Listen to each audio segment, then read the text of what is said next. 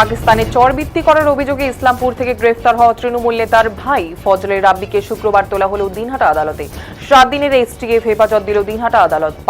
পাক চর সন্দেহে বৃহস্পতিবার ইসলামপুরের বাংলাদেশ সীমান্ত লাগোয়া পাটাগড়াই এলাকায় অভিযান চালিয়ে দাপটে তৃণমূল নেতা জাকির হোসেনের ভাই ফজলে রাব্বিকে গ্রেফতার করে এসটিএফ। বৃহস্পতিবার থেকে প্রায় 5 ঘন্টা জেরা করা হয় ইসলামপুর থানায়। ঘটনার খবর ছড়িয়ে পড়তেই ইসলামপুরের রাজনৈতিক এবং সাধারণ মহল ব্যাপক আলোচনা শুরু হয়েছে। উল্লেখ্য, ফজলে রাব্বির ভাই জাকির হোসেন ইসলামপুর ব্লক তৃণমূল কংগ্রেসের প্রাক্তন সভাপতি ছিলেন। তার স্ত্রী নূর নেহার বেগম বলেন, আমি এই সম্পর্কে কিছু জানি না, আমার স্বামীকে ফাঁসানো হচ্ছে।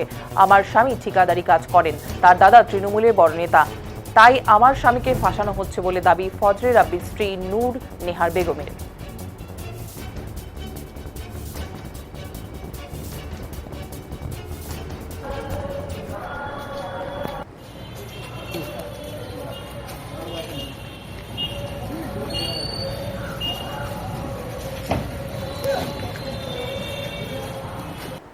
আমার নাম নূর নেহার বেগম। ফজলে রাব্বি আপনার কে হয়? আমার হাজবেন্ড। ওনাকে গ্রেফতার করা হয়েছে, আপনি জানেন? হ্যাঁ, আমি বাড়িতে ছিলাম, শুনলাম যে পাটাগড়া থেকে ওনাকে গ্রেফতার করা হয়েছে। কেন, কি জানেন? আমি অতটা কিছু জানি না। আমার হাজবেন্ড বিজনেসম্যান, ও বিজনেস করে, আপনারা তো সবাই জানেন, ওনাকে চিনতেও পারবেন। কি বিজনেস করতো দিদি? ও বিজনেস কন্ট্রাক্টর করতো, উনি কন্ট্রাক্টরই করতেন। হ্যাঁ, রাস্তার কন্ট্রাক্টর করতো।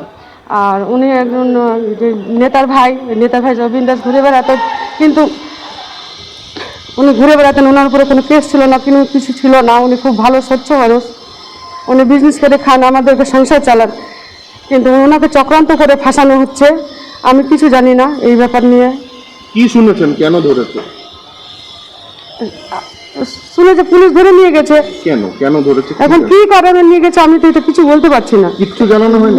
না, আমাকে জানানো হয়েছে এসটিএফ ধরে নিয়ে গেছে। এখন এসটিএফ কি জিনিস এসেছে সেটাও জানি না আমি। আপনার স্বামীর বিরুদ্ধে তথ্য পাচারের অভিযোগ, এগুলো ভুল তথ্য, এগুলো ফাঁসানো হচ্ছে আমার স্বামীকে। কে ফাঁসাচ্ছে আপনার স্বামীকে? আমার স্বামীকে